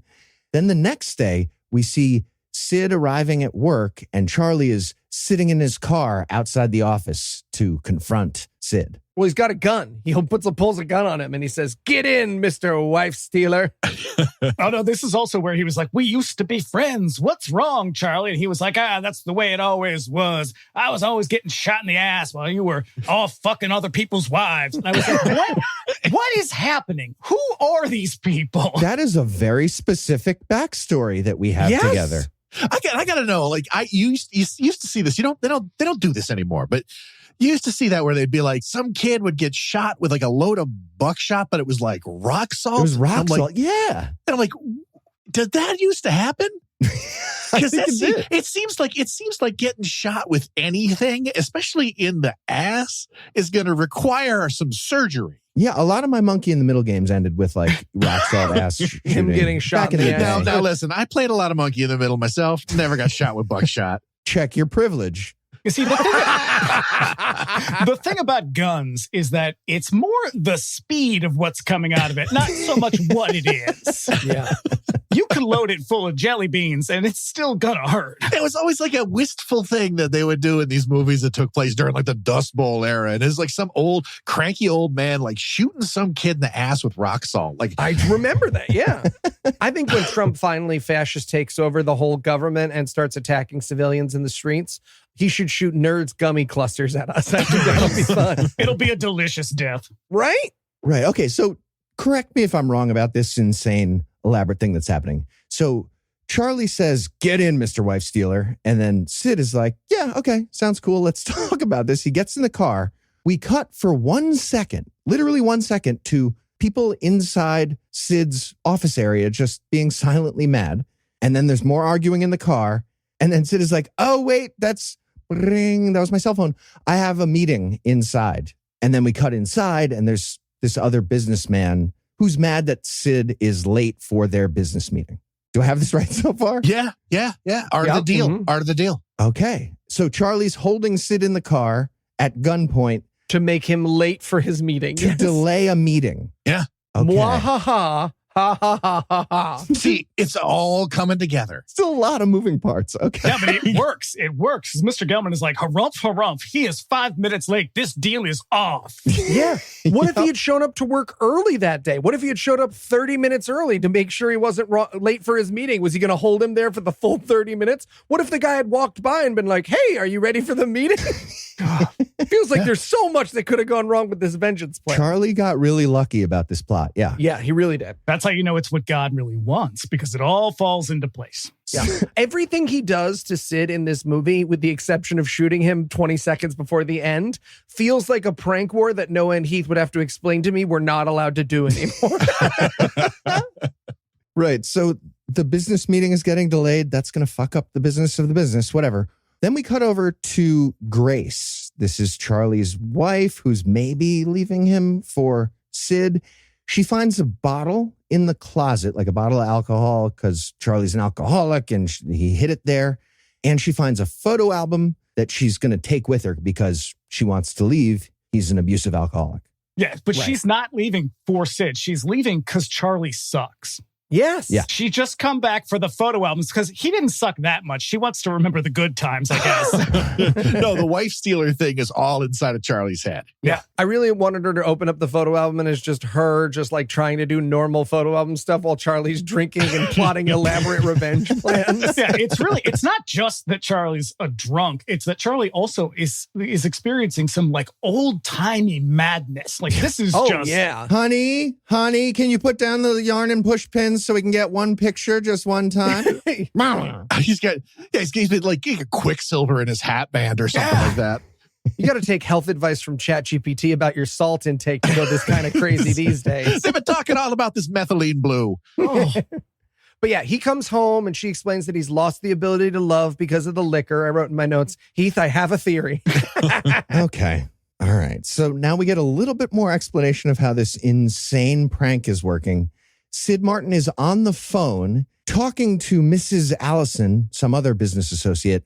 Charlie sent that letter that he typed, apparently, to Mrs. Allison using Sid's letterhead and, I guess, forging the signature, and sent it to the rest of the committee of business leaders, whatever. And that's going to kill all the deals. And all of this could be resolved. All you have to do is be like, oh, yeah, someone broke into my thing and they sent you the thing. That's why the letter says, like, I don't want to do business with you. Also, you're a big stupid face. Because he's like, and it also said very unkind things. It's like, just say, hey, some crazy guy did that.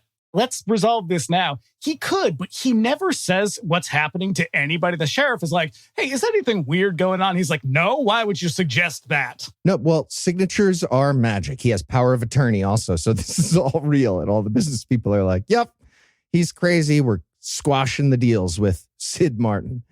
And then we see, just for a second, Charlie driving away from this office, and he does a little finger gun to be like, haha, got him. Yeah, and it results in a car chase, the world's slowest car chase. Mm-hmm. Yeah. Yes, I loved this car chase so much. With an accompanying banjo soundtrack. It's like a Dukes of Hazzard break. Yeah. It looks like them Duke boys have gotten themselves quite a pickle this time. Yeah, I wrote in my notes, everyone is driving car 1.0, so they're going 3 miles an hour. They're being outpaced by a turtle passing by. Yeah, they get to the top of the hill, they pop it into neutral, and then they push. And that's it. Whoever gets to the bottom, it's like a Pinewood Derby. Yeah. I was in those a couple times. Never won. I was mad. Anyway. Did you get some rock salt in the ass? That's how a lot of my stories end. It's true. Don't jump ahead of me. So the random speed trap happens next. This car chase was actually part of the elaborate prank by Charlie. What was the speed limit back then? Like 5 miles per hour? Yeah, I guess. So they have that car chase for a second, and then Sid gets pulled over by the sheriff, who was known to be there by Charlie. Yeah, and the sheriff says, you can't be driving around like some Barney Oldfield. And my note is, anybody? Anybody? Who the fuck is Barney Oldfield? Yeah, I was hoping that the olds on the podcast would tell us who the fuck Barney Oldfield was. Barney Oldfield was a very early race car driver, but I only looked it up today. No, he shot me in the ass with rock salt one time. As the resident old, no clue. I had no idea. It was the war to end all wars, you see. And I had an onion tied to my belt. We were all aiming for Heath's ass with whatever ammunition we could.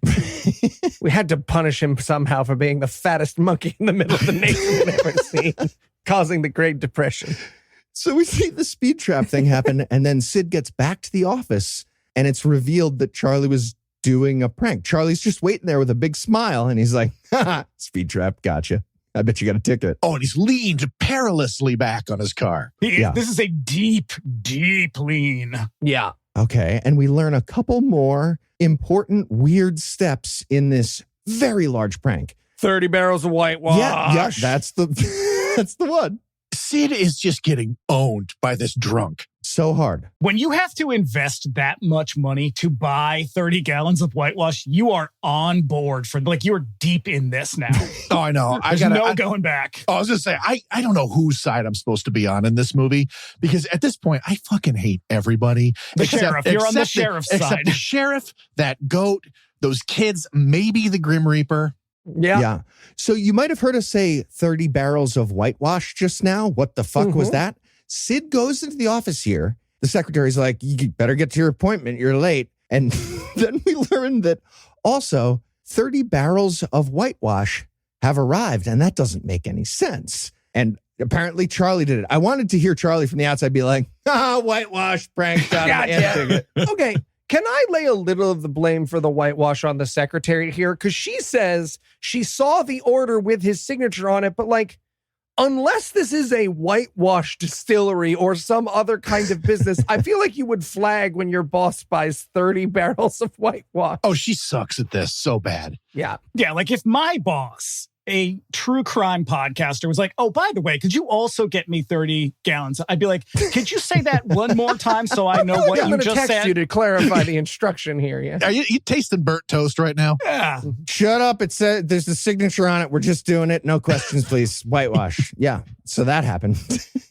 And then we see that Sid drives to Charlie's house to go yell at him about this insane series of pranks that's been happening. Oh, right. Because he's like doing this. He's like, monologuing with that real Southern drawl. Can't understand a fucking word these guys are saying. Yeah, I couldn't understand a thing any of them were saying. Like, because a lot of this is clearly shot in the South, but like a lot of them are just like kind of close to the Mason-Dixon, except for Charlie. Yeah. Who was just like,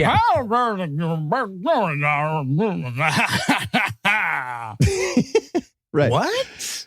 So Sid shows up, knocks on the door angrily, wants to confront Charlie. Charlie's inside just smiling and drinking a little bit. And Charlie calls the sheriff, who shows up in literally 5 seconds. This town has 3 buildings that the sheriff has just been going around in a circle dealing with emergencies in the last 48 hours. Right. And this is where we get Charlie gaslighting Sid so fucking hard and gaslighting the sheriff so that the sheriff hates Sid and Sid's kind of going nuts. Yeah, the sheriff at this point, he's just like, I don't care who did what. You people are terrible, every single one of you.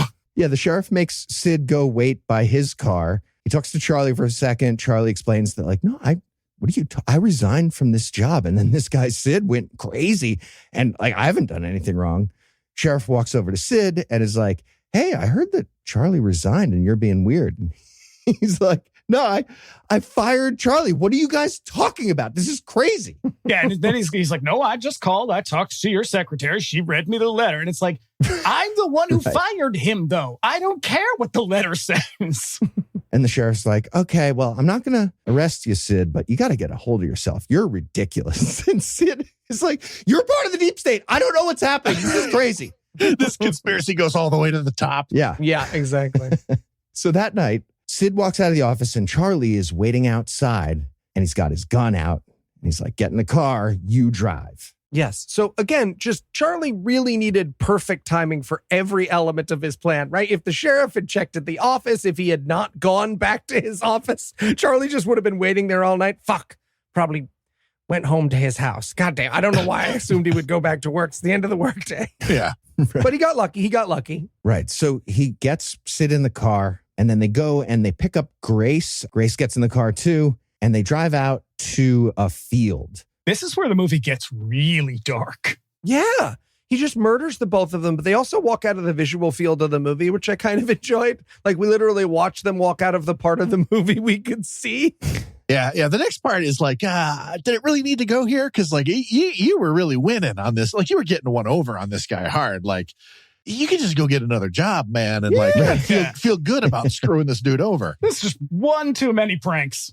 Also, I feel like if you're doing a whitewash-esque gaslighting plan, you kind of ruin it at the end by shooting someone in the chest, right? You just, Yeah. Like if Moriarty was like, and then, Mr. Holmes, I will kick you in the balls.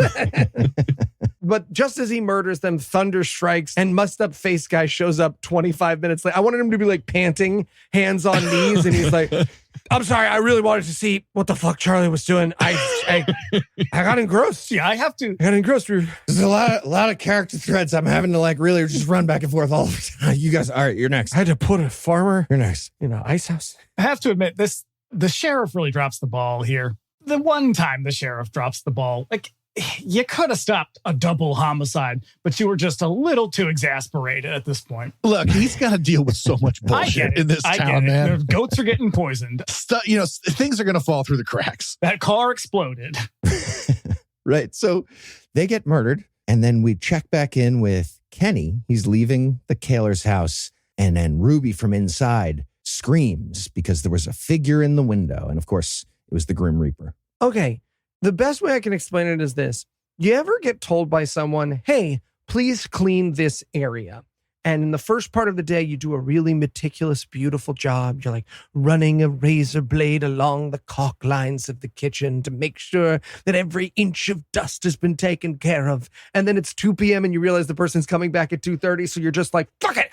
I'll just push all these dishes. I'll throw these dishes into a garbage bag, and then I'll drive out into the country with them. That's what it feels like Skull-Faced Guy is doing in the last 40 seconds of this movie, right? He's like, oh, fuck, I forgot to take care of that couple. They're lightning powers. I hit them with lightning while they're in the house. And then the house just bursts into flames. The house bursts into flames. And then we see Charlie leaving his murder scene. Mm-hmm. He hears something and he runs into the woods. And it's like the Law and Order theme song is playing, but like Yeah. real slow. Right? We hear a little Law and Order. And he runs into the Grim Reaper. And he's like, oh, hey, Grim Reaper. And he tries to shoot the Grim Reaper with his gun. Oh, God. I was hoping that the Grim Reaper's magic would make like a little flag come out of the gun at the end that just said bang. Or what if it had worked, right? What if he had just been like, you got me. Fuck. Shit. But no, you can't shoot the Grim Reaper, it turns out. So instead, Charlie gets beheaded. I was off my feet clapping when this happened. It's pretty great. Fuck yeah, I said beheaded, but he gets defaced. Like just the front of the face gets chopped by the side. Mm-hmm. Yeah. Yeah, this is the one bottle of ketchup they were willing to spend on this movie. It's pretty great. It's pretty great. And now we watch all of the sinners that we have watched in this movie get Disney slow-moving righted to hell. Yeah. Even Greg. Yeah, they're on a walking tour of hell, right? Like the Reaper is, and he's doing that thing where he's like, okay, but people at the back need to come a little bit closer in, guys. I'm not wearing one of those speaker things around my waist. But he does tease them a little bit with a little shot of heaven. Right. Yeah, this is the Grim Reaper just like speed running the ending, like Eli was talking about. He summons all the unresolved characters with the clock running down, and then he kills him like it was like Michael Scott roasting, but for Grim Reaper killing. He's like, okay, Kenny, adultery, boom, roasted. Ruby, also adultery, boom, kid, go to hell. And so he's got Charlie, Kenny, Ruby, Sharp, George, and Mrs. Fitch. They're all going to get Grim Reapered. But first, they see a bunch of pillars and light, and they all think maybe they're going to heaven. Yeah. But then they see hell. The Reaper's like, oh, you like that? Heaven looks really nice. Like you'd like maybe want to be there? Suckers. Idiots. That's how you do a prank, bitch. And then we see hell, and hell looks like the cover of a Yes record. Right. So they go to hell, and they have memories of all the bad stuff they've done as they get banished to hell here, I guess. But then they all wake up from the nightmare. It was all a dream. Every single one of them does the sit straight up out of bed thing. I felt so bad that Noah missed this movie. I was so pissed. Yeah, this was weak. I don't know. The scream that George lets out when he wakes up is hilarious. So now they've all learned their lesson in that speed run by the Grim Reaper. Mrs. Fitch is going to stop poisoning goats, I suppose. George is going to stop stealing his parents' house and committing them to asylums or homes. Bank guy. Sharp, bank guy, is going to give away money, just give it away and not ask for repayment. You just do whatever you fucking want with that money, I guess. Yeah. Ruby's going to not let her fuckboy kill Harvey, and she's not going to help with a cover-up of that. And then we see Kenny, and it's just like, yeah, Kenny's going to go fuck himself. Whatever. Yeah. Oh, and Charlie, of course, will not do very elaborate gaslighting conspiracies anymore. Yeah, Charlie just going to a meeting, getting his one-day chip. This isn't nearly as exciting as what I was planning. It's been 3 days since my last elaborate gaslighting conspiracy. Yeah. And then everybody goes to church together. Boo. Yeah. Oh, Okay. God. But I want to talk about the revelation at the end of this scene, right? Because what we are expecting, the new priest comes and he mounts the stage, and we're expecting Skull-Face Guy, right? Oh, right. Because when he walks in, we don't see him from the front. We see the Skull-Face Guy. We see the Grim Reaper's costume like walking in, all like slow walking. Mm-hmm. And then he like makes his way up through the pews, and everybody's like, recoiling. And then he turns around. He's just like some dude. Yeah. He's normal, which makes the gasping make no sense. It also means that there's no payoff to the thing. And then he does like a full ass 3-minute boring sermon where he's like, all right, let's all turn to page 12 in our hymns. And that's the end. Or as the movie credits calls it, the beginning. Oh, yeah. And then before it even rolls the credits, it rolls the 10 Commandments. Oh, yeah. And the first time that I watched it, it took me that long to realize that all of these people were commandment breakers. Mhm. Oh, it took me today. I learned just now from you that that's what they're doing. This is why you brought me on. This is why we bring I'm going to hold your hand through a day of judgment. I also missed Were that. there even 10 of them or 12? How many No, commandments? they did the truncated ones that they started doing in the 50s where they combined the 2s to make them into 10. Okay. Did you think back and realize that did they actually violate a commandment each and get in trouble in their nightmare?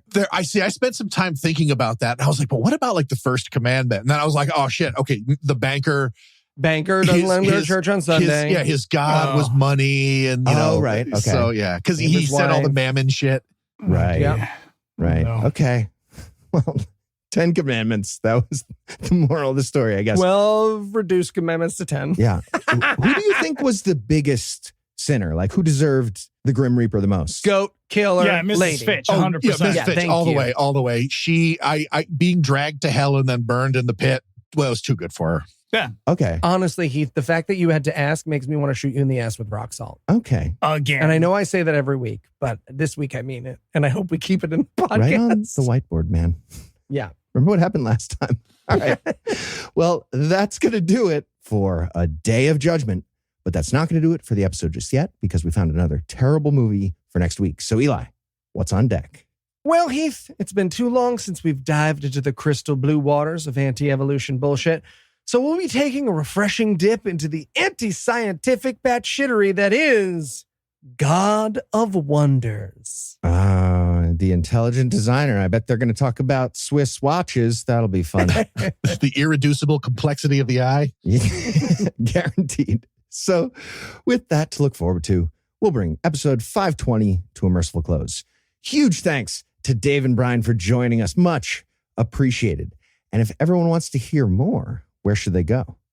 You can find us at Bring Me the Axe Horror Podcast, wherever you get podcasts. We do it every week. Or it's kind of a rotating thing. We've also got a show called 99 Cent Rental, and we do an alternating thing. You know, Bring Me the Axe is obviously horror movies. 99 Cent Rental is fundamentally the same show, but for like sci-fi and martial arts and all kinds of crazy bullshit. You can find us on Instagram at Bring Me the Axe Pod.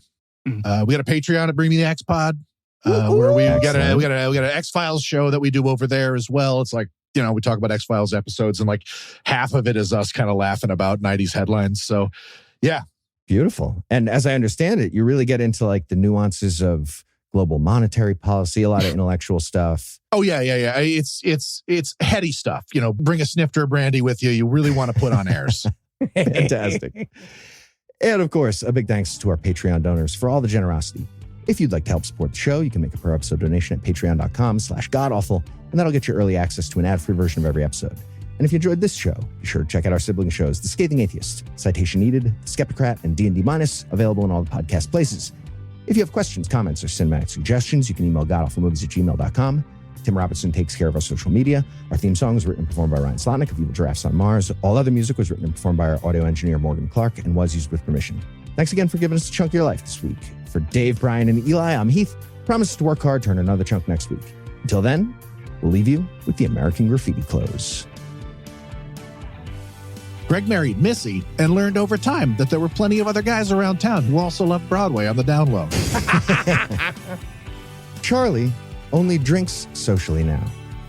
After attending the premiere of this movie, the entire cast and crew finally understood why you never hire a straight man to do hair and makeup. Skeleton Face Guy had an incredibly busy night in DC ahead of him. Charlie only does elaborate pranks socially now.